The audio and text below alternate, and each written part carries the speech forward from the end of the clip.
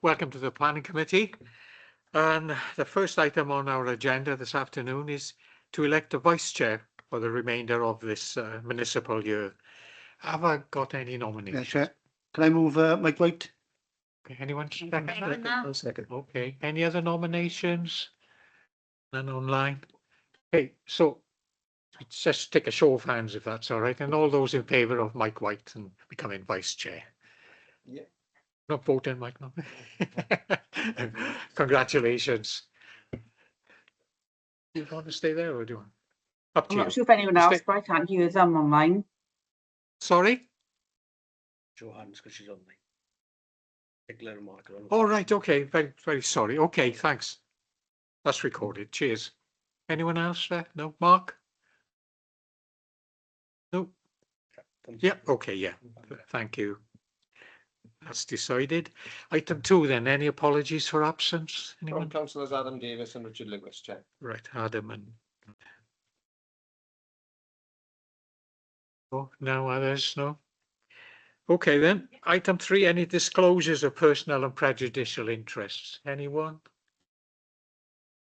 No. Thank you. Item 4 is to approve and sign the minutes of the previous meeting as the correct record, and you'll find them on pages 1 to 4. Get there. Page 1, 2, page 3, and page 4. If somebody moves the true record, please. Thank you. Okay then. Any items for deferral or withdrawal? No, Chair. No. Thank you. So then we move on to item 6 is the determination of planning applications under the Town and Country Planning Act of 1990. And the one item we have there is Springfield Street, and you see that begins on page 8. Thank you. Eileen, it's yours. Thank you, Chair. Good afternoon, Prynawn Da. Okay, the application is seeking consent to change the use of 90 Springfield Street from a 3-bed HMO, 3-bed dwelling to a 6-bed HMO, which falls within use class C4. It will also include fenestration alterations. So the application is reported to committee because it's been called in by Councillor Williams, and over the required number of objections have been received, including a petition. Next slide, please. So this slide will show the general location of the site in the context of the surrounding area. The location of the site is identified with a red circle and is in Morriston, which is in the northern end of the city. Next slide, please. So here's a more detailed site location plan, and the site is outlined in red. An aerial image of the application site and the street is also provided. Springfield Street is largely residential in character, but there is an isolated small commercial unit to the immediate south of the site. Most properties on Springfield Street relies on on-street parking, and there's a mixture of restricted and unrestricted spaces along the road. Next slide, please. So this is the existing floor plans and elevations of the property, and appears to contain 3 bedrooms, with the basement and loft areas used for storage. The property has a flat roof projection on the rear elevation. The property is on a sloping site, with the front elevation facing the road being the highest and the rear being the lowest point. As such, the property is split level, with the additional basement being present from the rear. The rear includes a level patio area as the main amenity space for the property and is currently overgrown. Beyond the rear boundary of the site is a steeply sloping parcel of land, which is also overgrown. Next slide, please. So this slide shows the proposed floor plans and elevations of the property. The proposed floor plans indicate 3 bedrooms, ensuite, a kitchen and a living dining area to the ground floor, and 3 ensuite bedrooms to the first floor. The basement and loft areas will remain for storage. The slide also shows the proposed site plan, in which it's proposed to retain the space either side of the property for 2 off-street parking spaces and also a bin store. Next slide, please. So turning to the photographs, this slide shows an image of the front elevation of the property. The small commercial unit is the red brick building that's on the right-hand side. Next slide, please. So this shows the 2 corresponding side elevations of the property. The 2 photos on the left shows the elevation facing north and adjacent to an existing 2-storey residential property. This elevation would involve blocking up of one existing window. The two photographs on the right shows the elevation facing south and nearest to the commercial unit. This elevation would see two new windows being added to the ground floor. Next slide, please. So this slide shows the rearmost part of the dwelling. It includes the rear elevation with a two-storey flat roof projection, then the flat patio area that is overgrown, and then the steeply sloping land which is overgrown, which is beyond the arched walls of the site. Next slide, please. So this shows a couple of photographs of the immediate street scene near the site. One looks southwards down the street and the other looks northwards from the junction with Pleasant Street. Next slide. So in terms of planning history, the report explains that a planning application to change the use of the property to a 10-bedroom HMO and a separate one-bed flat was refused earlier this year in May. It was refused for several reasons, which included lack of communal floor space, substandard living arrangements, insufficient parking, overlooking from elevated windows, visual impact from a new dormer, and a lack of ecological information. But the application that's before you today is much less in terms of quantity and is materially different to that of the previous application. It is solely for the conversion to a 6-bedroom or a 6-person HMO, and the external alterations are mainly limited to fenestration. The key issues to consider in the application relate to the principle of the HMO use, impact on visual amenity and residential amenity, impact on community and social cohesion, and impacts on parking and highway safety. These matters have been assessed in various sections of the report. The report also summarised the public representations that have been received during the consultation, which includes a petition containing 81 signatures, with 59 of those being from different addresses and 34 letters of objection. The grounds for objection are varied and are detailed on pages 20 and 21 of the report. In terms of the principle of the use, the report makes a comprehensive assessment of the proposal against the criteria of policy H9 of the LDP, which specifically deals with HMOs, and this is supplemented by an adopted SPG on HMOs. It also includes consultation with colleagues in the placemaking and strategic planning section and the Council's own HMO team. The report includes a map which is replicated on this slide. This forms part of the evidence in addressing policy H9. The property lies outside the Council's defined HMO management area, and as such there is a limit of 10% of all residential properties within a 50-metre radius that can be HMOs. There are 38 residential properties within the 50-metre radius, and there are no HMOs within this radius. So the proposal will result in the concentration of HMOs within the 50-metre radius being 2.63%, which is below the 10% threshold. The development would not result in this Class C3 dwelling being sandwiched between other HMO properties, and the property is not on a small street. So the report considers that the proposal would not cause a disproportionate concentration of HMOs and accords with the relevant aspects of policy H9 of the LDP and the guidance in the SPG. Whilst there may be other HMO properties outside the radius, it is not a significant factor in the determination of this application because it is based on planning policy and adopted guidelines. So in terms of visual amenity, the alterations to the property would mainly be to fenestration and the siting of a bin store. The report considers that these are quite minor and are visually acceptable. In terms of residential amenity, the report considers that a 6-bedroom serving 6 people would meet or exceed the minimum room sizes set out in the SPG. And following careful consideration, they would have adequate amenity. The communal living areas and the outdoor spaces would also achieve adequate amenity for residents. A condition has been recommended to agree specific details relating to the bin and cycle storage. The proposal would not involve any new extensions to the property and would mainly utilise existing windows. As such, the proposal would not result in any additional amenity impacts to neighbouring properties with regards to light, dominance and outlook. 2 new windows will be inserted in the side elevation at ground floor level. The report has carefully examined the impact of all windows and considered that the arrangement would not unreasonably affect the privacy of the amenities of neighbouring properties, including those off Pleasant Street, which backs onto the site. Regard is given to a high degree of mutual overlooking that is present in the area due to the hillside topography of the area, and some windows having a degree of screening present. A condition has been recommended to restrict the property to a C4 use class, which also limits the number of occupants to 6. So with regards to noise and disturbance, the report explains that the use of the property for 6 unrelated individuals would not have any impact in excess of a family home. The property, although within a residential area, is also adjacent to a commercial unit, and there's a separate legislation to deal with statutory noise nuisances. The Council's HMO team have raised no objections to the proposal, subject to advisory notes, including the need for a separate HMO licence. The report considers that there are no overriding evidence to indicate that the change of use to the property to a 6-bed HMO would result in harmful effects to well-being and social cohesion within the local community, including matters of crime and antisocial behaviour.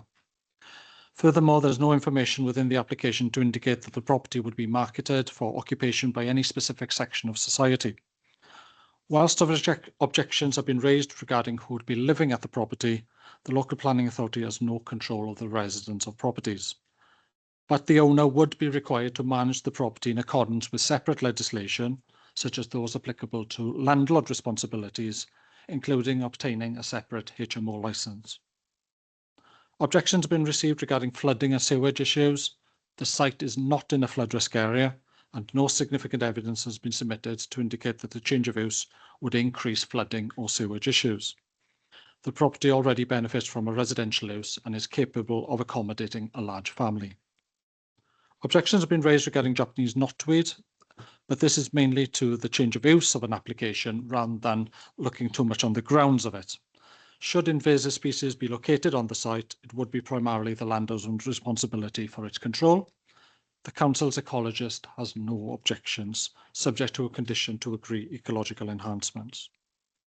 As mentioned earlier, most properties on Springfield Street do not have any off-road parking, and there is a mixture of residents-only and unrestricted on-street parking. The application property, however, does benefit from 2 off-road car parking spaces, and the local highway authority raises no objections to the proposal subject to conditions. And this includes retaining the 2 existing parking spaces and restricting the numbers within the property to 6. It must be noted that the Council's parking standards, SPG, advises that the dwellings within a Class C3 require a parking space for every bedroom up to a maximum of 3. And for a HMO, 3 spaces are required for the first 6 occupants, with an additional space for every occupant above that.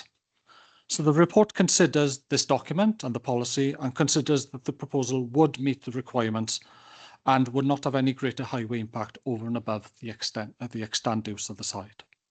So the report concludes the proposal satisfies the relevant policies and guidelines, and the recommendation is to approve subject to conditions. Thank you, Chair. Thank you so much for your report. So I got a number of speakers now, and the first one is Eleanor Cuttill. Eleanor, got your 5 minutes, okay? Thank you. Thank you for the opportunity to speak today on behalf of over 100 residents who have voiced their concerns and opposition to this proposed development. This issue only not affects their immediate neighbours in Springfield Street, but also those in Pleasant Street, Penrice Street, Towie View Crescent and Penchpoth Road. Our objections were clearly outlined in the many responses submitted both to this application and the previous one that was refused. Although the proposal has been reduced to a 6-bedroom conversion, in our opinion, it remains fundamentally unsuitable for this location. The previous reasons for refusal, overdevelopment, inadequate parking and harm to residential amenity, have not been resolved. They have simply been reduced in scale, but not in substance. We would strongly urge the committee to make a site visit before making this decision. The paper plans do not reflect the realities of the location, the road layout, or the pressures already faced by existing residents. Seeing the site in person would make those challenges clear. But our greatest concern is parking. Springfield Street and the surrounding streets are historic terraces built over a century ago, long before cars were common. Today, these narrow streets are already under significant strain, with residents parking on both sides of the road and using every available space. Permit parking is already at full capacity, as confirmed in the Highways report. There is no guarantee residents can park near their homes at all, and already there is overspill into the surrounding streets. In evenings and weekends, it can almost be impossible to park, with densely parked cars and work vans. Some residents, particularly those less mobile, feel unable to leave their home later in the day for fear of losing their existing parking space, and I'm sure you'll agree that's not an acceptable way to live. To meet current demand, pavement parking is also often used, which restricts pedestrian access and visibility. The property in question is also located close to a very sharp corner with Pleasant Street, where parking already poses risk to emergency access and road safety. Adding further vehicles to this area would only worsen the situation. As residents, we can provide photographic evidence showing the congestion at various times of day on various days of the week. The proposed development requires 3 parking spaces, but it appears to be only offering 2, and we believe only one of them is realistically usable. The north side space has no drop curb and a lamppost adjoining on the pavement, whereas the south side area is uneven, sloping and not currently adopted for vehicle use. Both exit onto a narrow, densely parked street near a thus blind corner, posing serious safety and visibility issues. In practice, this means local residents would also lose 2 on-street parking spaces to create a private driveways for 1 property, which is a net loss to our community. The Highways Authority report has already stated this property cannot rely on on-street parking due to the existing congestion, and resident permits should not be provided. In our opinion, realistically, how can we expect 6 unrelated adults, we're saying it's going to be limited to 6, to be there, living there, but without multiple vehicles or any visitors? There is no practical way to enforce or monitor that limit of 2 vehicles at that property.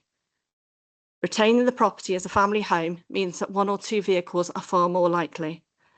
The location of the property means use of buses and cycling is highly unlikely due to the topography of the land. But we also have long-standing issues and concerns about drainage and sewage. This property has a history of raw sewage flooding into an adjoining property on Pleasant Street. Repairs were carried out by the former council, but as the property has been vacant for a few years, its current condition is unknown and unmaintained. And we feel that adding 6 ensuite units will place additional strain on an already fragile system, and the risk of another incident is real. Again, a site visit would make that property's proximity to neighbours clear. But beyond the physical issues, we are also concerned about the cumulative impact on our community. A list of 9 local properties were investigated for potential HMO use, and although they were found to fall just before the official threshold of 6, our neighbourhood is already becoming saturated with rental properties and shared living arrangements. This concentration has already started to alter the character of the area, creating an increasingly transient feel and undermining community stability. The cumulative effect must be taken into account when considering further conversions. So in summary, reducing the proposal from 10 to 6 bedrooms, we do not feel resolves the fundamental problems. Parking remains inadequate, residential amenities still harmed, and the cumulative community impact continues to grow. So we respectfully ask the committee to defer a decision until a full site visit is carried out and ultimately refuse this application again. I thank you for your time and your careful consideration. Indeed. Thank you very much on spot on timing. Thank you. Now we got the applicants. So do you both wish to speak? I got Manuel, is it? Can I? That's right. Yeah. Sorry, I'm just trying to read my own writing. And Miguel. Yeah. So. Good afternoon, everyone. It's a pleasure to be here. Yes, I am Maniola Kibani, and I'll speak in support to my application. I will not take much of your precious time. I just want to introduce ourselves. We are a small family-owned business, and we're very passionate about restoring old properties and contributing to the local community. Our aim is to transform this vacant Tudor-style detached property, which was 5 years vacant before we purchased it, into a beautiful restored modern house with 6 ensuite bedrooms. The property itself is in a very sustainable location, is close to shops and restaurants and public transport, which is bus route 31, 46, 45 and 142, just a 5 minutes walk away. Close to local hospitals, making it ideal for doctors and nurses accommodations. Addressing the concerns, as you all know, you've read the report, and as the planning officer also made his valid points, our application has been recommended for approval by the planning officer and satisfies all Swansea planning policies. The planning officer has given valid points according to the planning policies to every objection, so I do not want to go to each of them and take more of your precious time. We have agreed with the planning officer to restrict the number of the tenants to the 6. Also, our project provides adequate parking and bike storage. As a small business, we take care for each and every one of our properties. We are going to invest an awful money into this project. So we would like to ensure the neighbours and the public that we have zero tolerance toward any antisocial behaviour. And we thoroughly vet all our tenants. We actually manage, we have another HMO in Landau, and we manage the tenants according to the smart rents. We have the license, and we do the credit checks ourselves, and we meet with each of our tenants. This property is aimed to professionals only. And according to the HMO report 2023, HMOs are a very great way to support the social housing crisis, the housing crisis.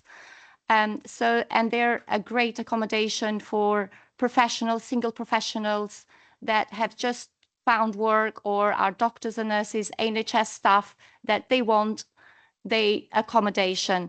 This property will provide modern 6 en-suites and will have great area. It's got a beautiful outside area as well that it will have.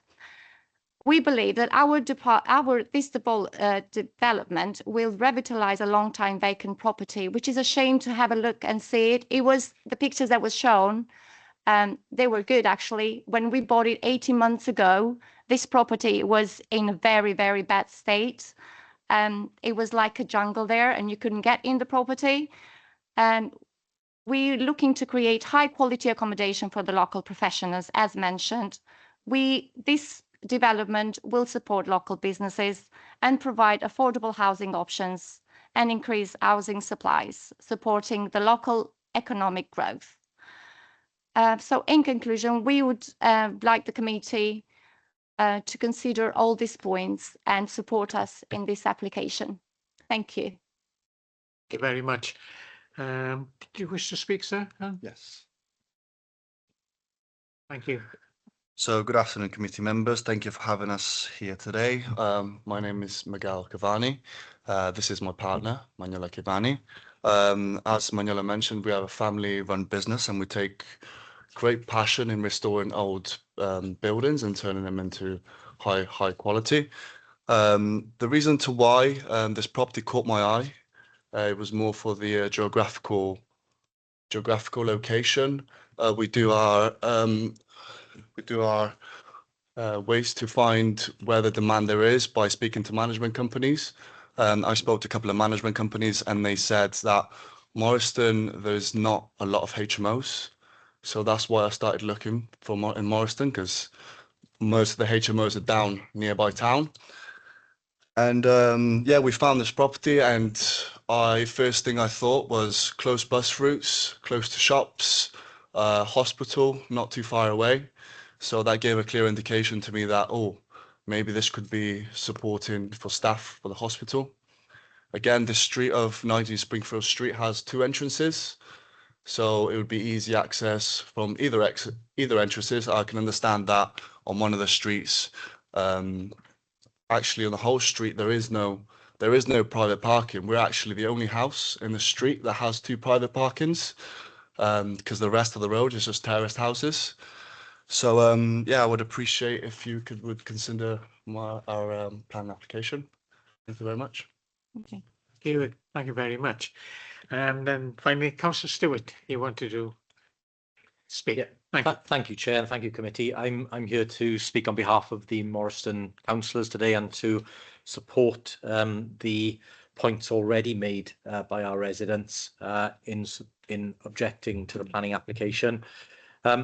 As has been said, this is a residential area which is already saturated with parking. As local members, we've already brought in a number of residents' parking schemes to try and deal with the issues of over-intensification. It is an extremely narrow street, and the addition of a HMO in this location would again contribute significantly negatively to that position. I wanted to focus on 2 points, if I may. One, I understand what the report says in terms of the estimation of HMOs in the area, but I think the residents have been absolutely correct in what they've said. There are a number of rental properties in that area that are for 5 people or less, and are just below the threshold of a HMO, but also there are a significant number of unregistered HMOs in that area. And again, that is clear to see in terms of the policy, I think, is deficient in this respect, and it's something we may need to look at. Because again, it isn't picking up the point that there are a number of HMOs or similar dwellings operating which are contributing to the over-intensification. Outside of that, I think there is a point which the officer made in his closing remarks, in that 3 parking spaces should be provided for this location, whereas at the maximum there is only 2. And in fact, if the committee would support a site visit, I think they may see that in fact there's only 1 operational space that is actually placed on the street at present time. I think the report is inaccurate in terms of its highways officer contribution on this one. Our local knowledge of the street and the residents' local knowledge of the street, we can see that actually one of the parking spaces that's proposed there does seem to straddle the access to the property, and that there is a either official or unofficial dropped curb there already. So I think in terms of what the report says, that part does appear to be inaccurate, and I think a site visit would benefit the committee in their determination to establish that fact. I believe currently there is 1 operating parking space there at a maximum 2, but I do not believe 2 is right, and certainly not the 3 that should be there.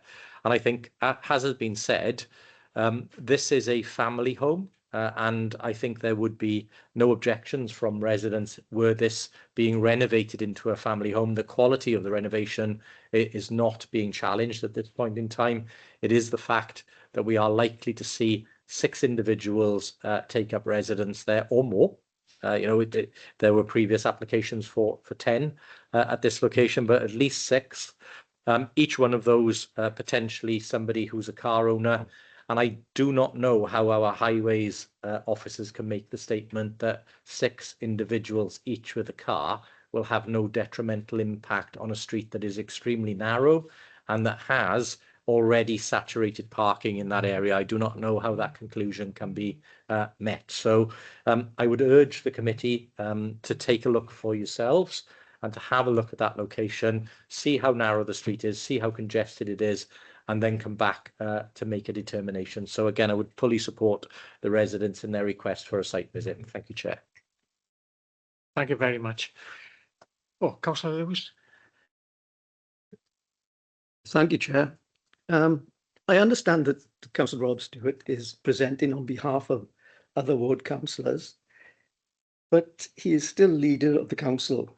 So firstly, may I start by reminding members that this committee is non-political, and as such, to acquiesce to the suggestion from the ward member for Morrison, Councillor Rob Stewart, also leader of the council, that we defer the application today, would, in my opinion, send out a completely wrong message to all other councillors that have come before us in the past, objecting to similar applications on behalf of their residents. And I've heard nothing today from Councillor Stewart that is not in the Planning Office report, and therefore I see no reason why this application should not be heard by this committee today. Thank you, Chair. Okay, thank you. And then I've got Councillor Black. Sorry. Yeah, thank you, Chair. I'm very familiar with this area, know it quite well. And it is, as has been described, very convenient for a lot of amenities, etc. I've got a lot of sympathy with the residents. I have a similar situation in Manselton where we've got 3 HMOs being passed in the last few years, where we have no parking, where it's completely alien to the nature of the property, where we have lots of other rented properties around there. But it's been passed in at least all three of those occasions to my opposition, which is unfortunate. But I've opposed them because I felt it was unreasonable for the area. But we are in a situation where we have a policy, and it was passed. They were passed by the committee because of that policy, which says that in terms of how you assess the number of HMOs, which is, I think, registered HMOs or ones which have planning permission anyway, in terms of the area and in terms of the parking. So I do take the point about the parking, but again, I have HMOs with 6 people in or less than that, exactly the same situation where only on-street parking is available. So I feel that we have very little choice but to pass this today, because it falls within the policy which we have in front of us. And as the officers illustrated, it is entirely within that policy, and I don't see, if we turned it down against the policy, I feel we'd be subject to an appeal, which we would lose. So I think we have to pass it on that grounds. Councillor Downing. Thank you, Chair. This isn't the first time where a local member has come with his presentation and asked for the site visit, and we've adhered to every one of them. So I don't see any difference in it. The only thing is a little bit disappointed it didn't come before the meeting, so that we'd have had that in front of us before, and we wouldn't have to go through all the report if we agreed to a site visit. So like I said, I'm being consistent. I've agreed with all other local members who have asked for a site visit, and I don't know, has nothing been moved? I will move a site visit, Chair. Councillor Jones, and then Mike. Thank you very much, Chair. I obviously represent a ward that has very little on-street parking, but I do have sympathy with councillors that do have that problem. But my problem is this report has been obviously with the planning department for quite a while.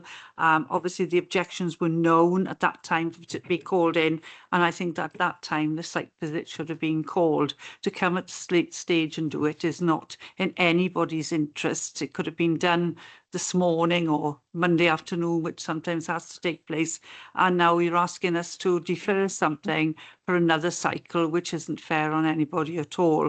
So I think it should have been called prior to this meeting. Also, I agree with what Councillor Black has said. We do have the policies, and only last Thursday we actually looked at the HMO policy in council and passed it. So maybe it was then that we should have looked at altering certain criteria if need be. We've had a working group on HMOs. We've had so much work around HMOs, and we have come up with these policies, which unfortunately I think we need to adhere to. Thank you. Okay, thank you. Councillor White. Yes, thank you, Chair. Yeah, I think as well, what my colleague says to me on my left, as they say, we have had other members come forward, so we've got to show consistency. Immaterial who the member have come to present the case today, the ward member. But I think we should look at being consistent. We've allowed it before. But going back to the photographs shown by the presence of the officer, I had concerns there of the layout of the street, seeing the amount of vehicles that were there parked on the pavement as well. Also observing one of the entrances where there was a lamppost clearly there, lighting column on that pavement. And as they say, with 6 people residing there, probably if four of the 6 had cars, they're then going to have visitors. We're probably going to call and see them. So I think it would be beneficial, because I have concerns in the event of, as been highlighted by the residents, of concerns about if an emergency vehicle had to get access into that street, seeing the way that the cars that were on pavement. So I would certainly support having a site visit, Chair. Councillor May. Thank you, Chair. I suppose I know a little bit about HMOs. Having 1,000 of them in my ward. Now, I really have sympathy with the objectors on here. I really have sympathy with Councillor Stewart, who has changed his narrative now, because once it was a robust and defensible policy, but I'm glad he too now is seeing that there are some flaws in the policy. However, in this particular application, I think the policy is actually flawless.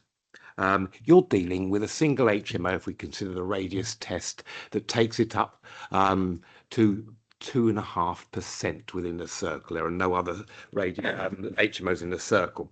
Point of correction here, an HMO is not 5 people, it's 3 people or more. That was the legislation passed in 2016, albeit about 9 years after they got round to doing it in England. But we are where we are. Now, mitigation by conditioning can actually assist objectors and give them assurances here. I'm going to propose a couple of conditions that might actually assist and work a way through this, because let's have let's have no doubt upon this. Whether or not you have a site visit, this application is ultimately going to succeed, whether it's by this committee or by being overturned by the Welsh government. That is a totally blatant fact, and to suggest otherwise, I'd rather we deal with it in-house, approve the application, but try and put some safeguards in for the residents. First element of concern I've looked on the application. The property has 4 stories. 2 of them are being used for HMO purposes. I'm glad that the application has been scaled down, because quite frankly, I looked at the other application and it was unrealistic. I would like to see a condition in that those 2 floors, the basement and the attic, are actually sealed off from any use by the tenants at all. In other words, they are locked. And that will make the applicants comply to the maximum 6. So there must be absolutely no access to those 2 floors. Secondly, I'd also like to see a condition, even though it says it in the report, but it doesn't condition it, with the concerns about parking. Now, in the Uplands ward, we have streets where the ratio of permits issued to physical number of spaces exceeds in some cases 2.5 to 1. So what I would like to see, a condition.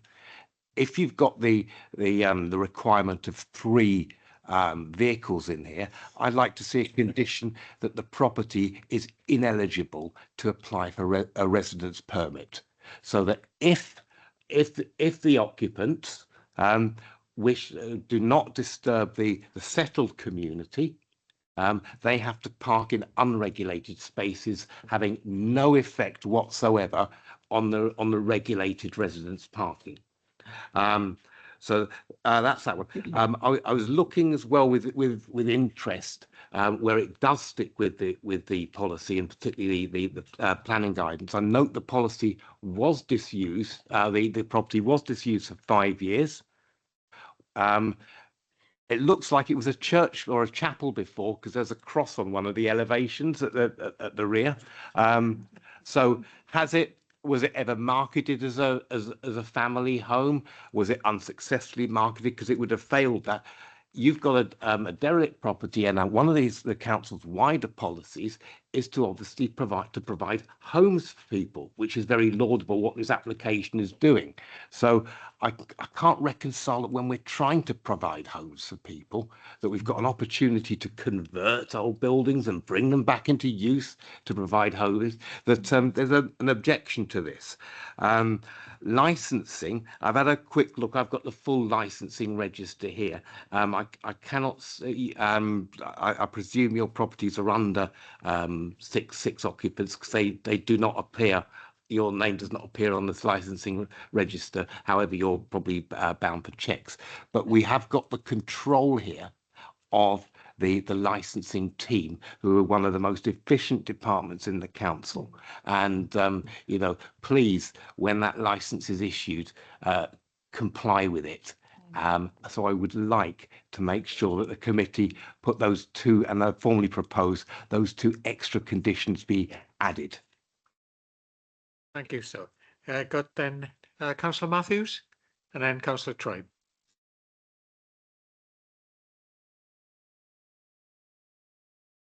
Thank you, Chair. Yeah, I echoed my colleagues, Phil Downing's view about having a site visit. I would have liked a site visit this morning, if I'm honest. I am very familiar with the site. I drove past it last night and it was very difficult to access the road from the Pleasant Street. I'm not sure if it's going to be too late now to have a site visit, but I do think all members should actually visit there. Okay, thank you. And then finally, Councillor Tribe. Thank you, Chair. I, along with Councillor Matthews, maybe I'm a bit concerned about perhaps some of the information provided where it's questionable. I would be happy for a site visit just to satisfy ourselves that all the information provided is accurate, and it would only delay the process by a matter of weeks. It's been empty for years, so I'd be happy for a site visit just to satisfy ourselves. Thank you.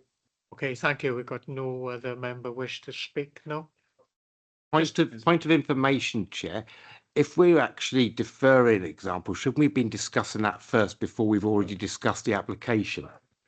That as the next Yeah, can I just ask, because when I've asked applications to be called in the past, I've been asked in response, do you wish a site visit for that? So I've been able to specify in advance whether I want this, and I have done in fact when an application hasn't yet come before committee. What were the member who referred this up to the committee asked whether they wanted a site visit at that time? Yeah, it is something that should be done. Yeah. Okay, well, I got no other members wish to speak. It's been moved and seconded for that. There's a site visit. Yeah, you seconded it, Councillor White. Yeah. Okay, so we take a vote on that first, then before we do anything else. So all those in favour of a site visit. So, sorry, or you want to call them up? Go ahead. Yeah, Councillor Mindbreaker. Site visit, yeah. Okay. Peter Black. Okay. Phil Downing. 4 for Mike. 4. Mary Jones. Against. Mike Lewis. Against. Nicola Matthews. 4. Peter May. Against. Mark Tribe. 4. Mike White. 4. And Paul White. Now 4. So it's 5, 4, 5 against, Chair. So Sorry? we'll pass the vote. Well, I vote 4. 4, Yeah, 4. yeah, So thank you. carried. Deferred for a site visit.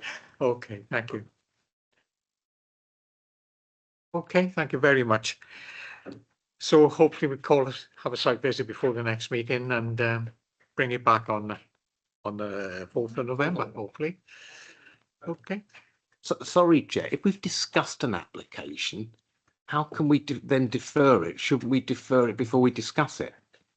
Is Well, we this could have- legally sound? We could have called the vote, yes, but it wasn't proposed and seconded at that time. So, Can I ask, Chair? no, sorry, Jonathan. Thank you, Chair. Yeah, just confirm. Yeah, the members can ask for a site visit or deferral at any time during the item. One was asked at outset, I'm sorry, by the ward member. Should we, is this procedurally correct? Well, the board member could, sorry, Chair, yeah, can request, but it's obviously it's a matter for the committee to decide or not, to agree it or not. Can I ask, Chair, the next planning committee is on the 4th of November, and there is a scrutiny panel in the morning. So can we try to accommodate members who are in that scrutiny panel when we arrange the site visit, please? Yeah, thank you, because sometimes it does clash. Yeah, thanks. Yeah, thank you.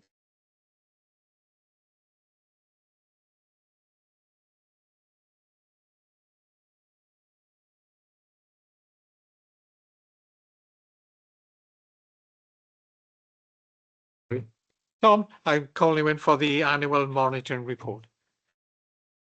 Thank you very much, Chair. My fault, I had the mic switched off. Yeah, there was no sound coming across. That's fine. But good afternoon, everyone. You may have something of a sense of deja vu about this report. I have come before the committee on a number of occasions in relation to the annual monitoring report of the LDP. They are submitted on an annual basis, these AMRs, as we call them, in October or November to Welsh Government, and I would always brief the committee of their findings and seek approval for their publication and submission to Welsh Government. This is the 6th annual monitoring report, and it is in scope very, very similar to previous reports that has been brought before the committee. Essentially, the purpose is to quantify the performance of the LDP, to report on its performance of its objectives, its strategy and individual policies. And you'll hopefully see from the report that the majority of those performance indicators are being met. They are shown as green in the assessment table, but there are a number of key elements which are shown as failing, as red, and needing to be addressed. Now, the realities are, in respect of the Swansea LDP, is that, you know, this is, once you get to the stage of this number of monitoring reports after adoption of a plan, you are in any event into production of a replacement plan, and this is what's happening with ourselves in Swansea. A decision was made by council in July 23 to commence work on the replacement LDP, and that is the mechanism to address what is being identified in terms of the performance of the existing plan. So this process is a statutory one in terms of the monitoring of the existing one, but in reality, as I say, events have been overtaken by production of a replacement plan, and the evidence-based work and the sort of quantitative analysis is happening in any event to produce new policies and a new strategy. I won't go through every element of the findings of the AMR. As I say, most of them are in accordance with the objectives that are and the targets that are set. Those that are of particular significance in terms of being addressed by replacement plan, those in relation to the deliverability of residential sites, some of the key areas of underpinning evidence, such as local housing market assessments, duty traveller accommodation assessments, are needing to be updated, and there have been some very key changes in relation to national legislation or national policy. One of the examples I've highlighted is in relation to flood risk and the publication of Town 15. So those are spelt out in the AMR. And the only other thing that I would highlight in respect to the report is at paragraph 4.6, and that is highlighting matters relating to the NRW publications on the marine sack conditions within the Bury Inlet inner, and the requirements for developers and developments that are arising from that publication. Now, it's not something that has affected the time frame that this report refers to, because that obviously that goes up to the end of March of this year, but it will have implications likely to certainly going forward for the next review. So I think it was important to highlight that. In any event, there is the next item on the committee relates to this, and so there will be an opportunity for members to ask questions in relation to that, either in response to this report, or it might be prudent to wait until the following papers delivered, and then both myself and Ian can answer questions in relation to that particular matter. So there is nothing else that I propose to highlight in relation to the report, and the recommendations are for noting its content, and as I say, of approving the process of publicising the AMR and submitting it to Welsh Government. Thank you, Chair. Thank you again, Tom, for your report. Anyone wish to comment? I got Councillor Black first. I'll make my way up this. Just an observation, really. I'm looking through the report and the various reds in there. It does seem as if the plan is aiming to be a planned economy without actually any control over the economy. You know, understand where we're saying this is how many houses we want built without having any control over that. And I'm just wondering whether it's sensible to plan something you've got no control over. Okay, where was? Yeah, I can come back to Sorry, that. Tom. Sorry, Chair. You happy for me to respond to Councillor on that? Yes, please. Yeah. Yeah. Some of these monitoring indicators are statutory ones, including some of these housing targets. Some are set by ourselves in conjunction, and that follows the examination process. But I think deliverability of residential sites, as I mentioned, has been one of the biggest difficulties that we've experienced, and it hasn't been limited to Swansea. It's an issue affecting the whole of the country. So, and there have been some quite specific reasons for that. Certainly early on in the following plan adoption, but I think what's probably most important to highlight for us as a council going forward is that all of those that are those sites that are identified, whether it's for housing or employment sites, everything is being reviewed as part of a new plan going forward. And what we need to do is to make sure that we're identifying the most sustainable and deliverable, most appropriate sites for all of those uses, really, and that are fit for the next 10 to 15 years that we're planning for. Okay, thanks. And Councillor May. Thank you, Chair. Sorry to be a nuisance on my first meeting. Oh, come on, that's not fair, is it? Right. First of all, at full council, I asked you a question a couple of months ago about the timescale of the new LDP. Invariably, whenever we're dealing with matters like this, there might be some slippage. Are you still on track? That leads me to the second question, because if you're not on track, are we going to be having a 7th annual report? Because these policies are obviously still valid. And we've got overview of monitoring indicators here, and I'm looking here, and I note that they're selective on policies and monitoring indicators. Policy H9, where grave concerns were raised today by the leader himself, were actually put in, but it's absent from the monitoring indicators.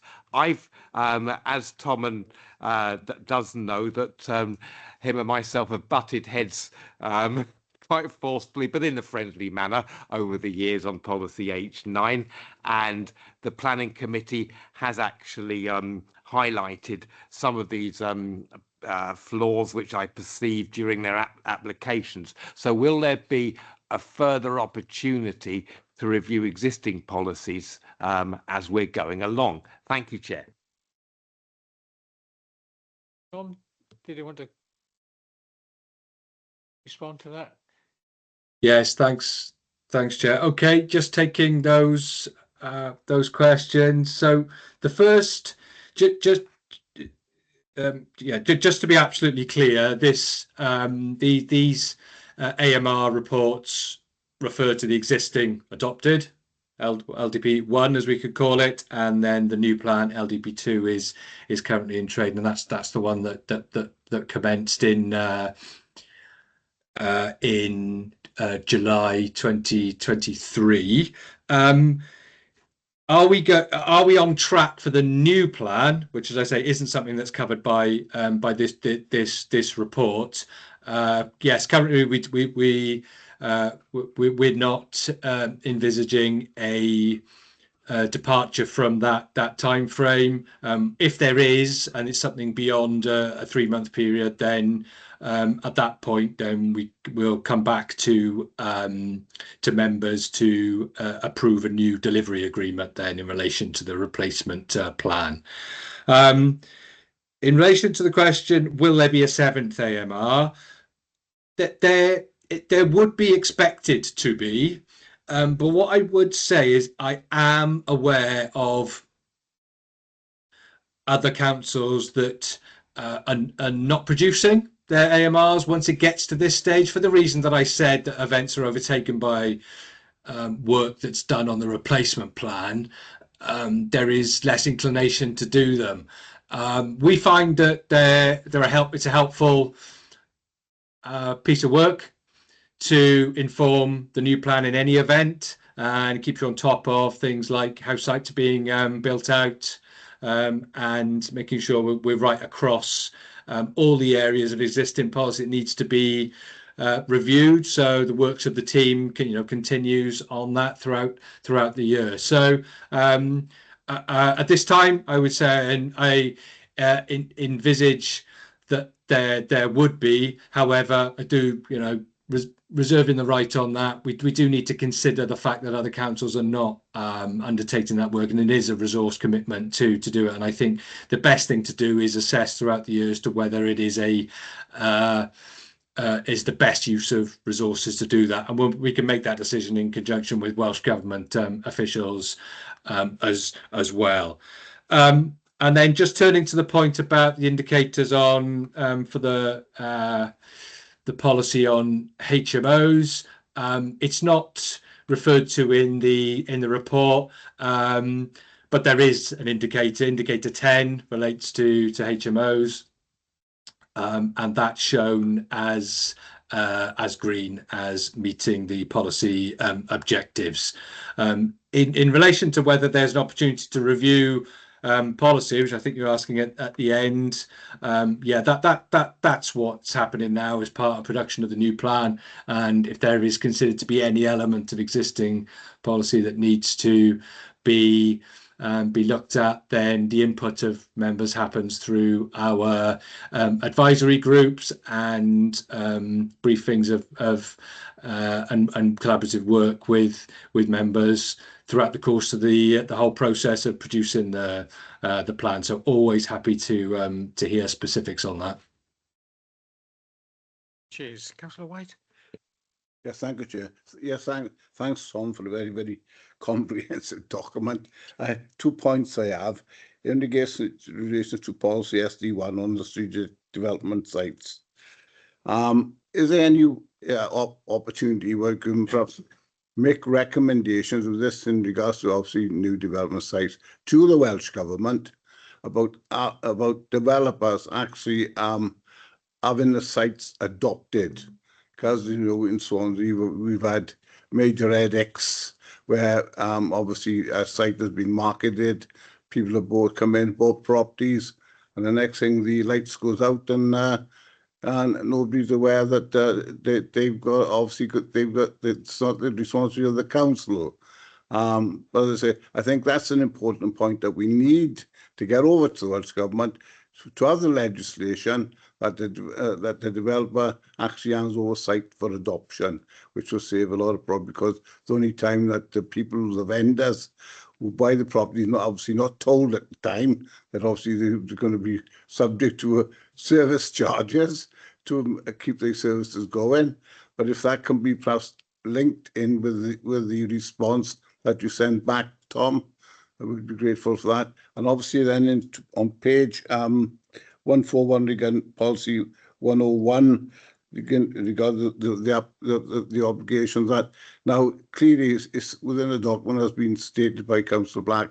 There's an issue obviously within resources, and we all know about the issue of material costs are going up and everything else. But about us as an authority, try and then to get the security of having 106 funding made available, because that's going to make our job harder as a local authority, I would imagine, because of those circumstances. So I don't know whether there's anything there within the Welsh Government where they could put, say, a sort of a policy in place regarding on so many properties within the development of 106 will probably be required so that they will enhance that new community. But it's just those 2 points, Tom, if that could be included in the actual response back to Welsh Government. Thank you. Thanks, Councillor. Yeah, I think there are two elements really that do, as you've highlighted, rely on national government to be taking a position on those fronts. Taking the first one, that within legislation there isn't a mechanism where we can require a developer to offer its streets and its areas, its open space areas for adoption as much as we would like that to happen if the a suitable amount of commuted sums are provided to the council to enable us to take on the adoption of those. We do want that situation for the reasons that you've said, but yeah, we need to have the right level of funding for it, but also we can't require it to happen. There's certainly discussions that continue between my highways colleagues and Welsh Government on that, and I think it might be useful to update you on the latest on that position, and I'll make a commitment to speak to my highways colleagues on that and get a written response to you on where things lie with those sort of discussions. And the position of national government on it, but I don't think it would be in terms of submitting, the AMR and the monitoring of the LDP itself. There isn't a target in respect of the LDP on it, so I think there'd be a different way to do that, to link in with government on it. In relation to the other aspect of Section 106, again, the legislation currently is that we treat each application on its merits, and we consider whether or not it would be reasonable under the tests of the community infrastructure levy legislation then to require that there is Section 106 contributions, and we can only decide that once we know the specifics of a scheme really, and we've assessed its impacts. There isn't, for example, within our current plan, the approach of having a sort of levy on every single development. So we go down the route of negotiating on an individual basis then as to whether 106 is suitable or not. Again, we'll be working with Welsh Government on whether there's going to be any changes to that legislation, but what I would flag is in respect of the new LDP2 coming forward, there'll be a refreshed policy on planning obligations then, and the use of 106, and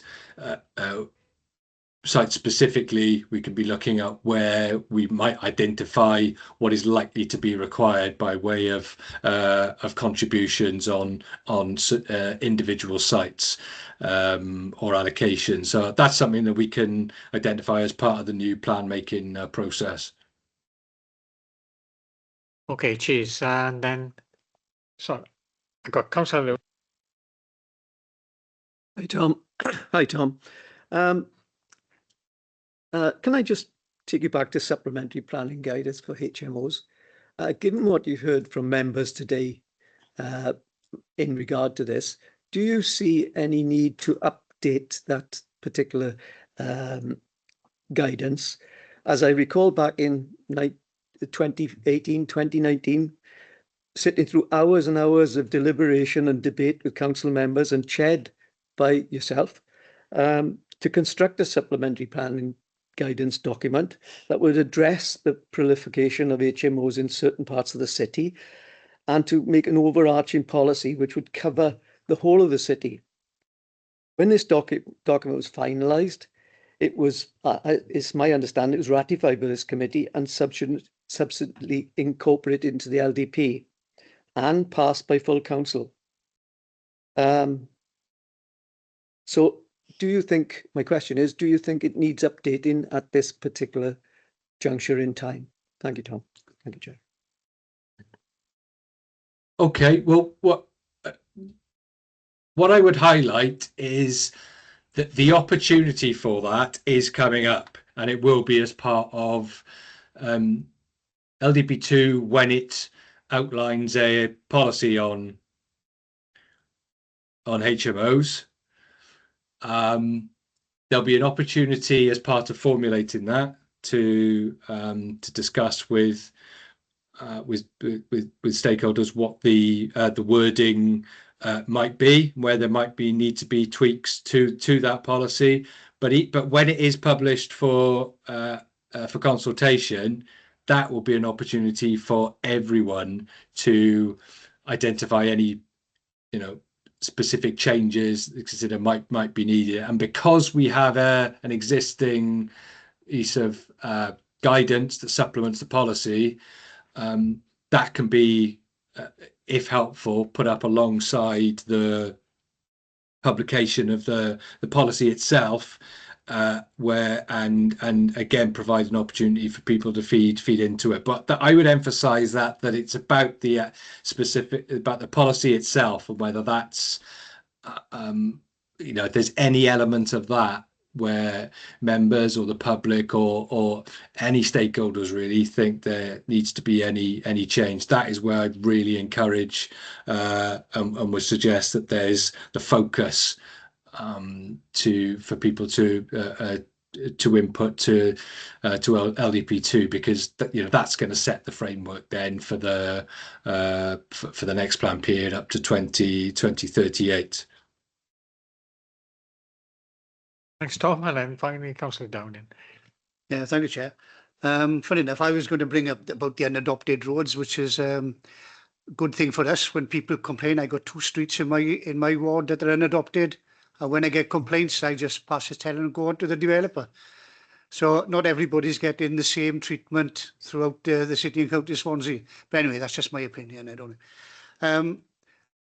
The only point I'm going to make is on the monitoring report. We are moving forward in building houses, both social and on the private sector. So what's your view now on the SAC? I know it's in the next report, but Peter mentioned AMR7. So moving forward, obviously these houses now are not going to be built. So where do we go from there? And the other thing is then, like Mike mentioned, the 106, if it comes back where there's now extra costs to the developer, how does that then affect the 106 and the viability of certain sites?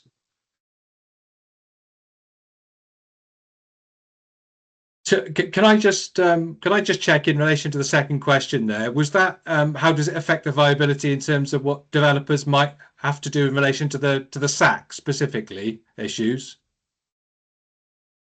Spot on there, Tom. Yeah. I think those are 2 really good questions, and they are at the nub of what we're considering at the moment, having had the publication of the NRW assessments and associated documents. It's the implications for delivery in terms of whether sites and schemes can come forward if they can find the mitigations, or if they can demonstrate the nutrient neutrality. And apologies, some of this sort of this language will be explained in the report now, but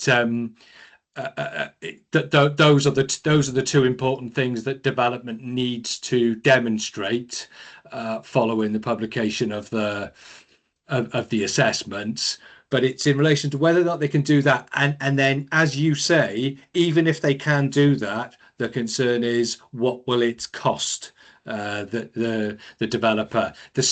But both at the moment are uncertain. The second aspect in particular is uncertain in terms of costs, because there will certainly be, and there is, a lot of work being done to work with Welsh Government on exactly how this is going to be funded, how the costs are going to be met, will it fall to the development sector, is there going to be an opportunity for developers to bid for money at that sort of national level to be able to fund some of these mitigation projects. It does appear that is the case in England. So so that's a key area of discussion at the moment from us at local authority level with Welsh Government and with our developer partners, really, as to, you know, how are we going, and using the collective we, going to be funding these kind of measures over the medium term, I think, in terms of these mitigations, but certainly over the lifetime of the next plan. And it's something that the next plan, LDP2, will need to consider and set out, really, in terms of its infrastructure delivery.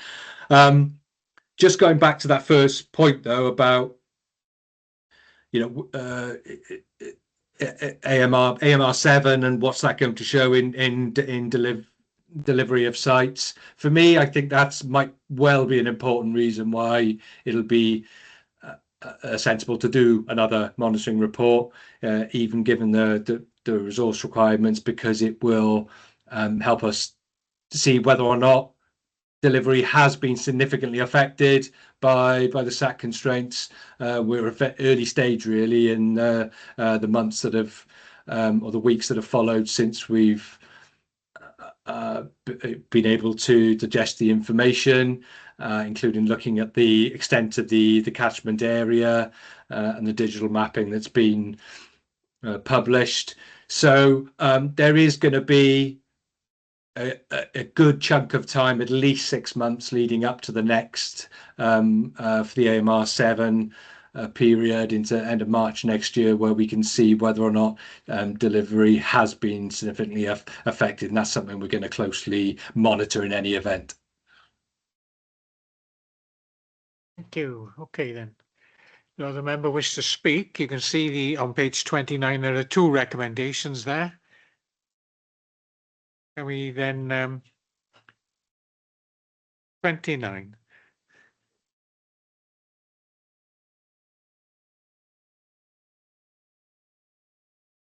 Okay. So then those are the 2 recommendations, and take a vote on that. Or just do it. You can do a show of hands then that we accept the report and its 2 recommendations. Yeah.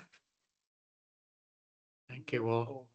Yeah, that's everyone. Yeah, cheers. Okay, then move on to agenda item 8, which is the NRW advice on marine special areas of conservation. And that's yours, Ian, yeah? Thank you, Chair. I'll start by sharing the plan on screen. I'm aware the one on the report is perhaps distorted a bit when it's printed, so hopefully the one on the screen is a bit clearer for committee to see. So members may recall, I think in the August committee, we deferred an item quite late in the day because we'd had advice from NRW on the marine SAC, and take this opportunity really just to bring a sort of bit more information to your attention and highlight some of the implications it may have for planning committee and decision making generally. So NRW are required to undertake checks of protected waters. And as far as Swansea is concerned, the Bury Inlet in Carmarthen Bay and Estuary SAC is the relevant waterway. It's been identified as being in an unfavourable condition with evidence of both chemical and biological failure.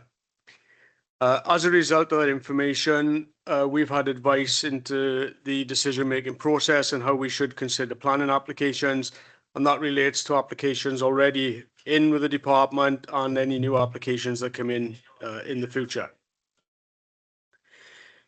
In terms of the issue, effectively, nutrients are getting into the protected waters, and that is causing an impact. And those nutrients come generally from two sources: development and agriculture. So the advice is that when we consider applications for planning permission, we have to be sure that the development is not adding to the nutrients that are entering the watercourse and therefore impacting adversely on water quality. So the advice isn't that we can't determine any applications, but there's clear guidance as to how we can determine applications. So first of all, if we're minded to refuse an application, we can still refuse an application. If there's other issues, the issue would be if it's solely because of the nutrient issue. So a development effectively has to show one of three things as outlined in paragraph 2.4. So one, it's not a source of nutrients. So you may have something like a household extension, for example, where there's already a population living in the property. They're not adding to the nutrient load. So we can what's called screen out that development as having an adverse impact. So smaller scale development, shop fronts, adverts are not really affected by this. Also development that's intended to serve a local community that's already within the catchment area, that's not adding to the load because it's already gone into the sort of catchment anyway, so there's no increase in nutrient outload there. There may be some developments that are a source of nutrients, but it can be demonstrated that there's no way for those nutrients to enter the SAC environment. And again, if that's the case, we can screen out those developments and proceed to determination.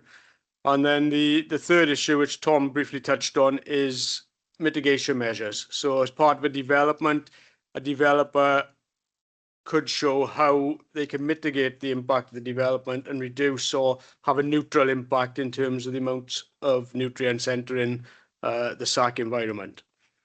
So we have to look at each application on its merits, and there's a lot of work going on behind the scenes, meeting with NRW, with Welsh Government, to look at ways in which this issue could play out.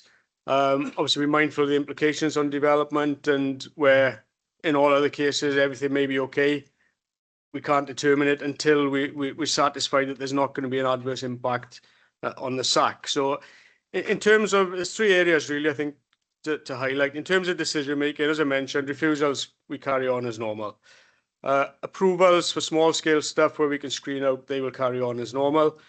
But where there's a potential impact on the nutrient load entering the SAC, we have to be satisfied there isn't going to be an adverse impact. So that will impact on a single house. It could impact on 500 houses, any application that has the potential to increase the loading. So the knock-on effect, I guess, of that for committee, some of the larger applications which are going to have a bigger impact, if the only issue is nutrient neutrality, unless the developer is able to show there isn't an increase, those applications are going to be on hold. So potentially some of the items coming to committee will not be coming to committee in the short to medium term. So we're working with developers. We're trying to advise them of what they need to show. But my feeling is that's likely to be months rather than weeks in resolving this, even longer potentially. And then as Councillor Downing did touch on earlier with Section 106 contributions, if it is shown that a development can demonstrate nutrient neutrality, there may be costs associated with that. And those costs obviously can impact on Section 106 contributions. So we may be seeing applications recommended for approval, but perhaps affordable housing levels or education contributions may be lower than we would previously have asked for because of costs associated with nutrient neutrality. As Tom mentioned earlier, we are in discussions with Welsh Government and NRW, so there may be funding and resource issues there which could help with that, but at this stage those are very early stage discussions. So you may see reports recommending approval, but not at sort of levels of policy requirements in terms of Section 106 contributions. I suppose if you look at it, without the nutrient neutrality, the development wouldn't come forward anyway. So that would probably be a priority in terms of funding to ensure that the nutrient neutrality is achieved. And then once it's demonstrated that can be achieved, we then have to consider how do we distribute the rest of the monies available for Section 106. So they're the areas that you're likely to see applications coming through, but it could be a while before some of the bigger stuff comes back before you really at committee. Thank you. Thanks, Ian. Okay, a number of speakers here. Councillor Black first, and then I may come my way up this way. Yeah, thank you, Chair. It doesn't escape my notice that this area is one of the biggest areas of new house building growth in Swansea around the Locher Estuary, and those bigger applications are going to be massively hit by this particular provision.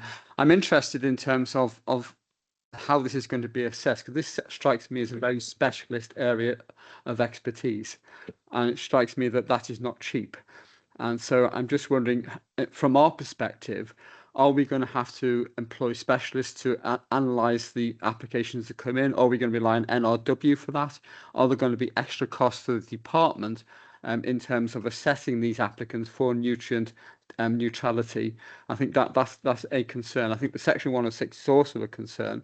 And the other issue is we're obviously relying on NRW here, who issued this new guidance. We know in the past that when we've had appeals, if something falls outside the local development plan, it's sometimes difficult to defend in appeals. So given that the current local development plan doesn't take into account nutrient neutrality, are we going to find ourselves, say we turn something down on that basis, struggling at appeal to justify that?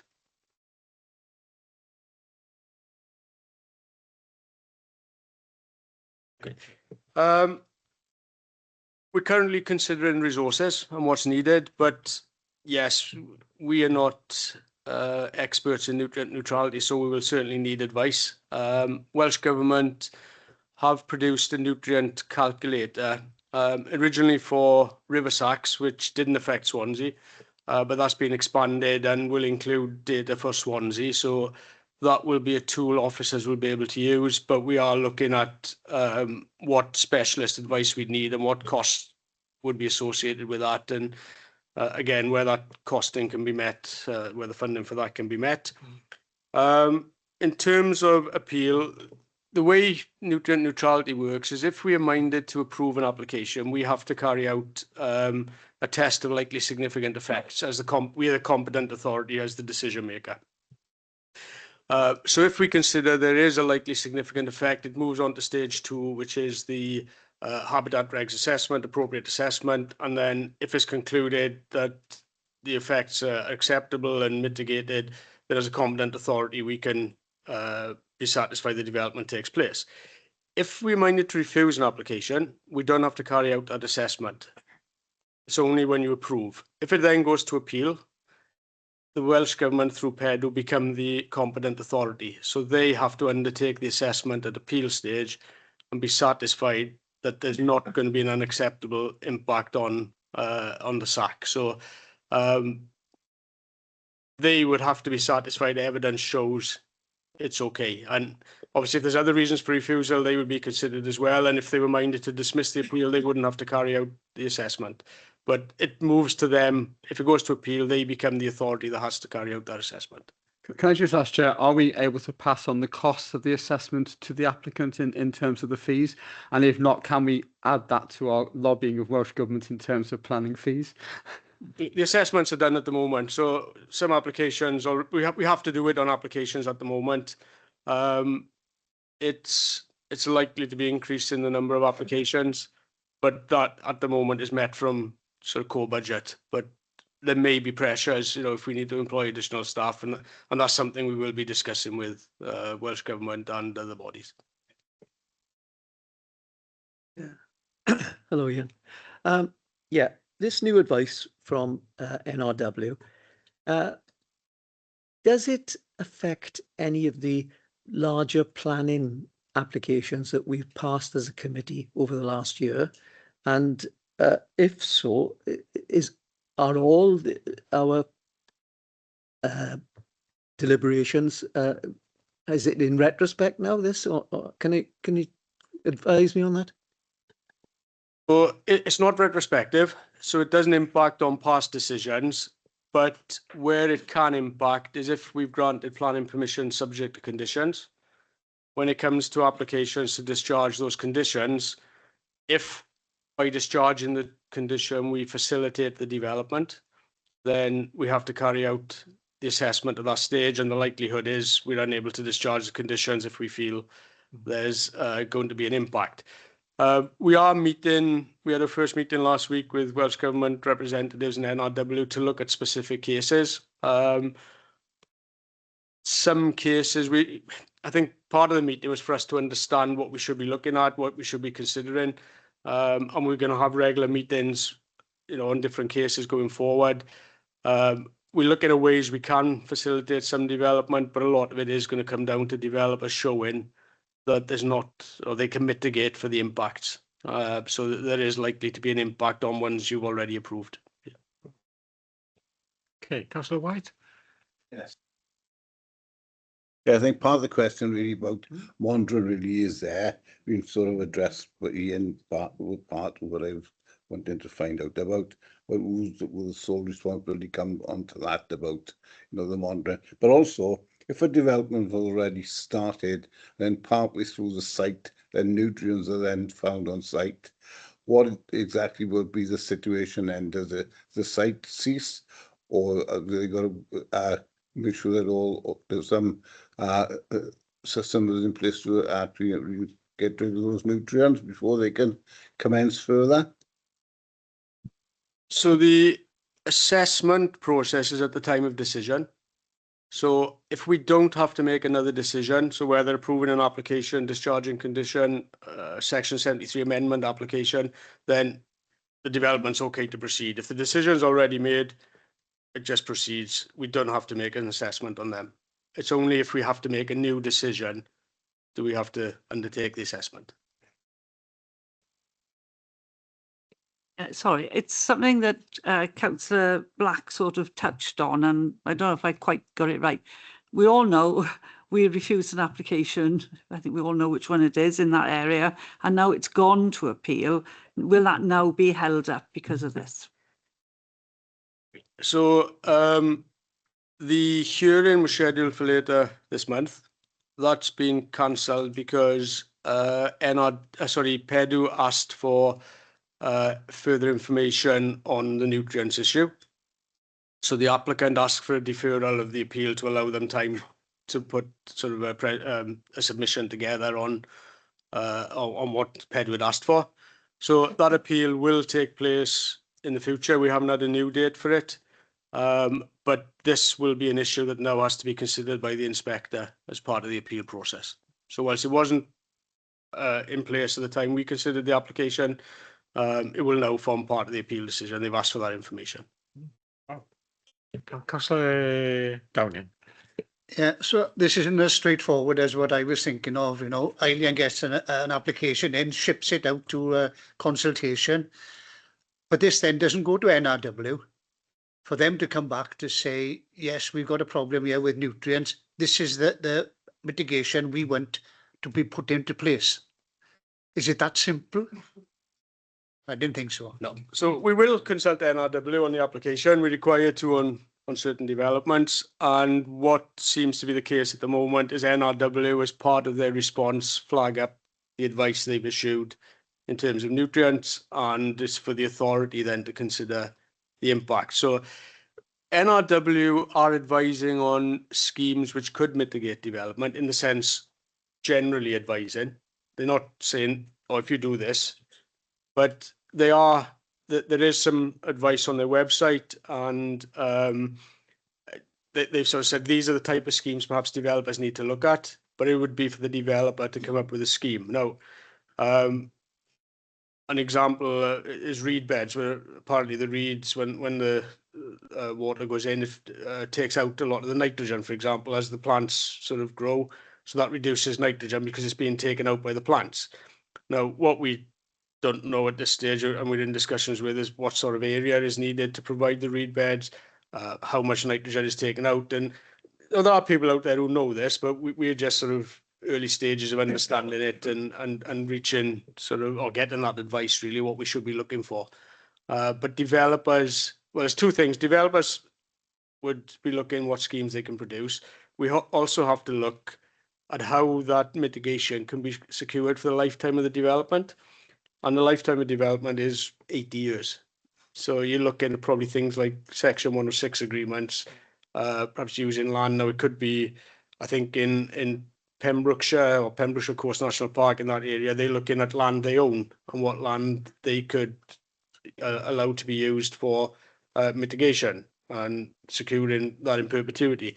The other issue NRW confirmed, it doesn't necessarily have to be land in Swansea. If you look at the plan, the red line goes into Carmarthenshire. So you may have a developer who's developing both sides of the boundary, and they may have a site in Carmarthenshire that could deliver mitigation for developments both sides. So that adds another sort of layer to securing it. So so we're very early stages of getting an understanding of it, but a lot of work is taking place, and not just at officer level, political level, Welsh Government as well, to try and find a way forward. Yeah. Yeah. And what you said now, saying a lot of that would come onto this council. So therefore, we got back to the costs again. There's going to be extra costs. So does that mean that the planning application, those costs will rise? So planning fees, they're set by Welsh Government. The last fee increase was August 2020. We do, for one, it's due to go through the Senedd this month, I believe, and they're looking, assuming it goes through Senedd, an increase on December the 1st. That increase would reflect sort of inflationary increases since the last fee increase in 2020. And also a lot of work's been done on full cost recovery. So there is a work to increase fees not related to this. And as part of that proposal, rather than having to put legislation through the Senedd when they increase fees, there will be annual inflation-linked planning fee increases. So that is being done irrespective of any costs associated with this work. So it'll be based on inflation. December the 1st, assuming it goes through the Senedd, will be the next increase.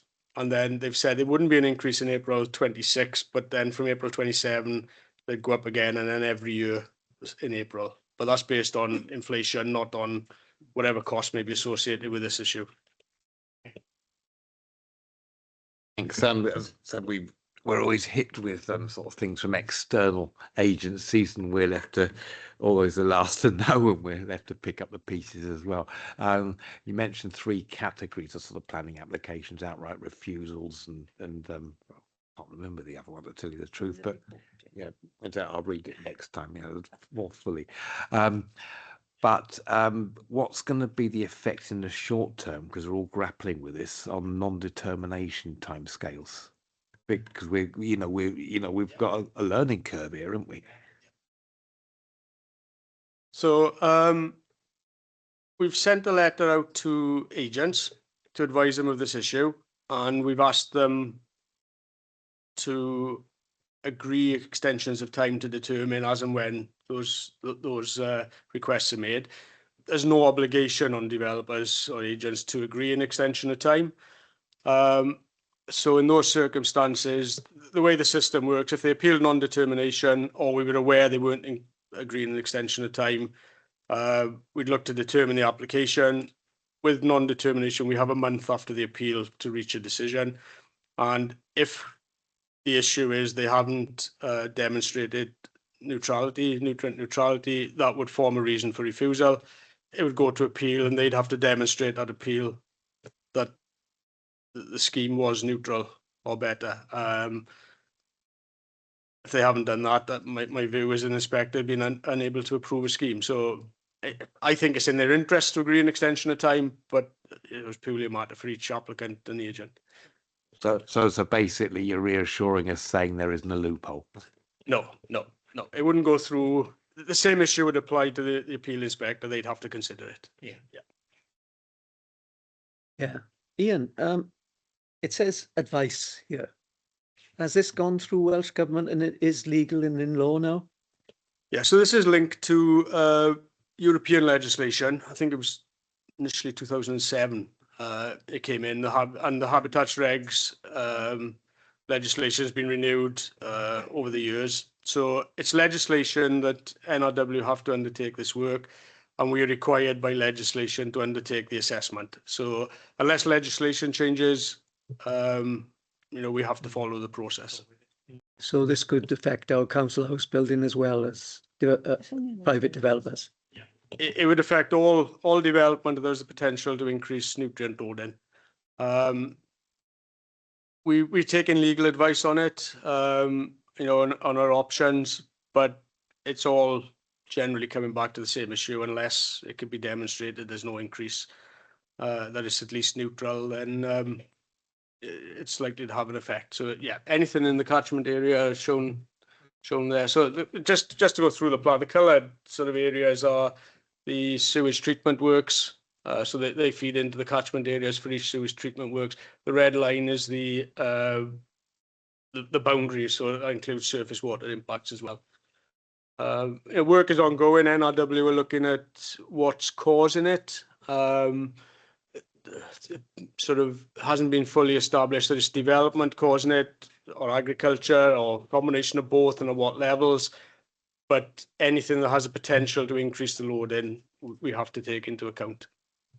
And just one other thing, would this affect applications that have been made for new sites in the LDP? Yes, there are sites in the LDP within this catchment area. Yeah, we've got some with planning permission, which are currently delayed because of discharge conditions, and we've got some that haven't yet come in, but would be within that area, so the same issues would apply. Wow, thank you, Ian. Thank you so much. Nobody else wish to speak? No? We can see. Chair. Oh, sorry. Yeah.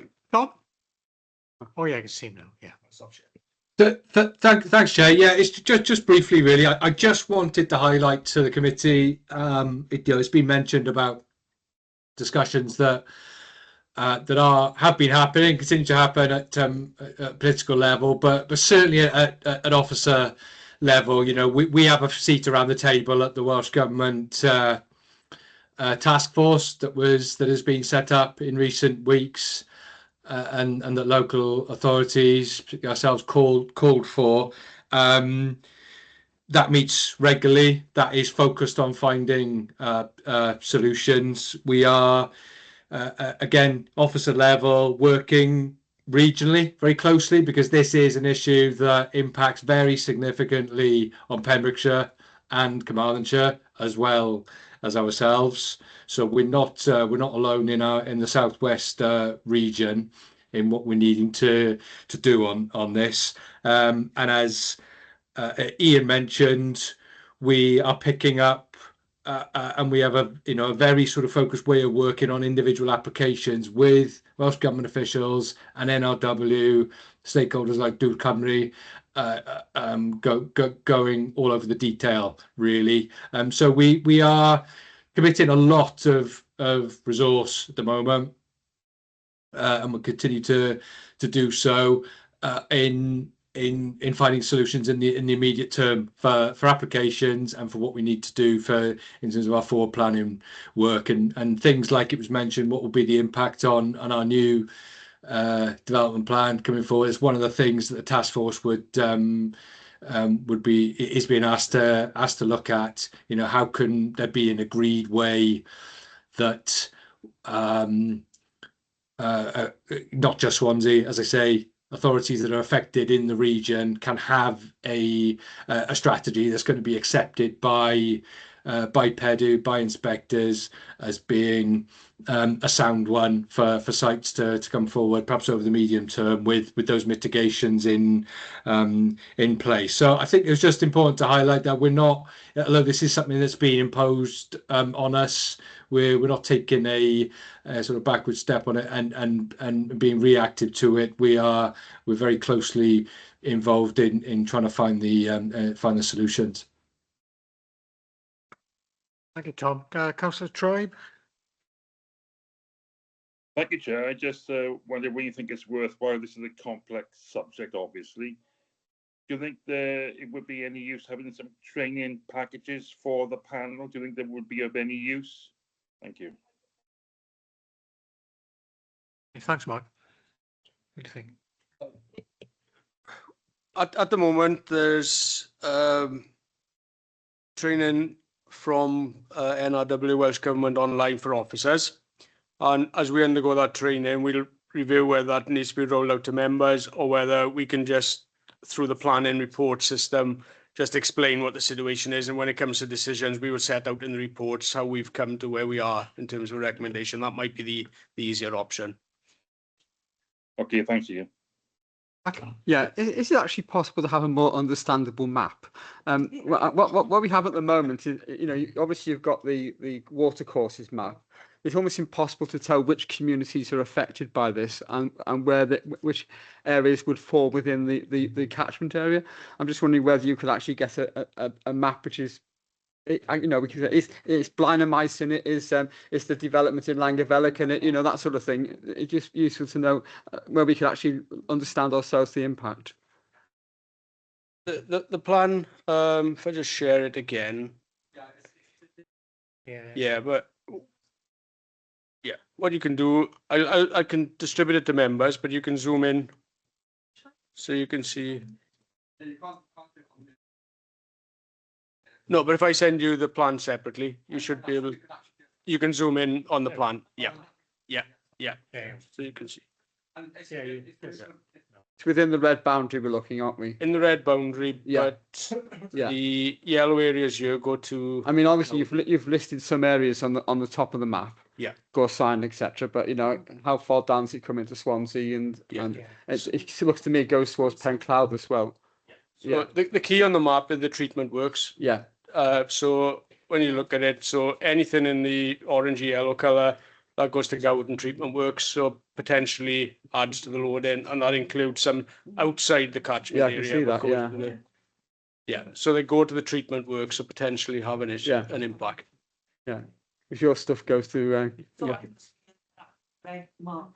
So Killay, you mentioned Killay, there's the Wimmerfield area there, isn't it? yeah. Okay. Thanks. Yeah. Okay, but I'll circulate this map and you'll be able to zoom in, but if you need anything further, certainly come back to me. Oh, that'll be helpful. Thanks, Ian. Okay, everyone, you can see the recommendation there is that the report, content of the report be noted. Okay. Thank you. And that concludes today's. And we meet again, as we say, 4th of November.